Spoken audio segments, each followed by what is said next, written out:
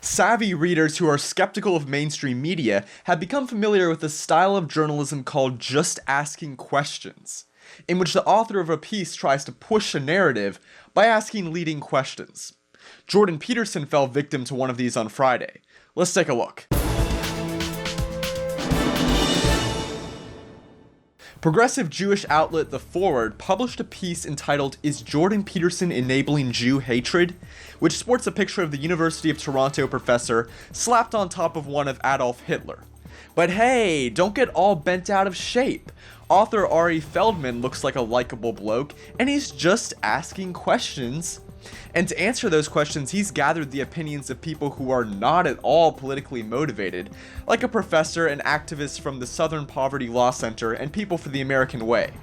But first, let's let Feldman set the tone a little bit. The author mentions Peterson's April blog post, in which the professor links Jewish overrepresentation in positions of power and competence to a higher Jewish IQ. Feldman calls this argument an old anti-Semitic dog whistle. This is coming from the same sensible guy who called Trump's nickname for Hillary as America's Angela Merkel a dog whistle, and thought Trump's shithole comment was supremely racist. But Feldman doesn't address the obvious, which is that anti-Semitism doesn't lie in acknowledging IQ differences, but instead in what people choose to do about those differences. There's also some pretty priceless phrasing like this: Peterson opposes Jew hatred, he says, and claims that leftist members of the media tried to hurt him by linking him to white supremacists. Right, he says. The Forward interviews Emory University professor Deborah Lipstadt, who thinks Peterson's assertions are suspicious. She says, "It's not Holocaust denial, but when people start asking questions like that, I begin to get leery." What questions? Who knows? Feldman seems to have clumsily admitted that part in his haste to publish and push his own views. The question is he a self-help guru who finds the Holocaust a convenient way of attracting attention, or is there serious thought going on here? So Lipstadt seems to think that when Jordan Peterson argues that aspects of the human nature, like revenge and disgust, played a role in causing the Holocaust, he undermines the role that anti-Semitism played. But it doesn't take more than a cursory YouTube search to find that Peterson has discussed both. No, because you think, well, the Nazis were afraid of the Jews, because they were other, and that's not right. What's more accurate is that especially Hitler, he was very sensitive to disgust. That's what it looks like. And if you're disgusted by something, then you want to eradicate it, right? If you're afraid of something, you want to run away from it. If you're disgusted by it, you want to burn it to the damn ground. You want to get rid of it. He acts out the dark desire of the mob. So he becomes the embodiment of the dark desire of the mob. Well, Hitler came to embody the desire of the German people for order and revenge. And he embodied that fully. And you could say, so what happened was a collaboration between him and the people. It wasn't Hitler turned everyone into Nazis. It's no.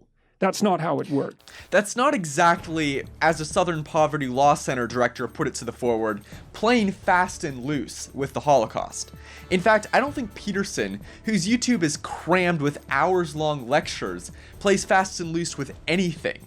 I spoke with a professor and he told me Feldman appears to assume 1, that anti-Semitism is the true and final cause of the Nazi phenomenon, and 2, that anti-Semitism itself isn't a mystery worthy of explanation.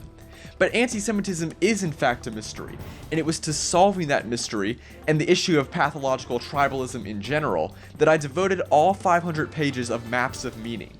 Peterson noted that Feldman attempted to smear him by pointing to the professor's citation of a critique of Professor Kevin MacDonald, who thinks Jewish people use a group evolutionary strategy. But Peterson linked to an article refuting MacDonald's theory. The professor continued, "As for his editors, who dared to juxtapose me with a picture of Hitler? There are certain comparisons you don't make lightly, lest you dilute their malevolent symbolism. And you don't use such things as the most reprehensible of clickbait tactics, and get to simultaneously pose as a noble supporter of the Jewish people." Listen, loons are always going to latch themselves onto prominent public figures and contort those figures' views to fit and further their conspiracies. Instead of trying to discredit people with guilt by association, Feldman and the cherry-picked activists he cites could benefit from cleaning up their rooms and embracing this little thing called personal responsibility. For Campus Unmasked, I'm Rob Shimshock. If you like this video and support our mission, please make sure to comment and subscribe. If something happens on your campus and you'd like us to investigate, send us details using the form on campusunmasked.com.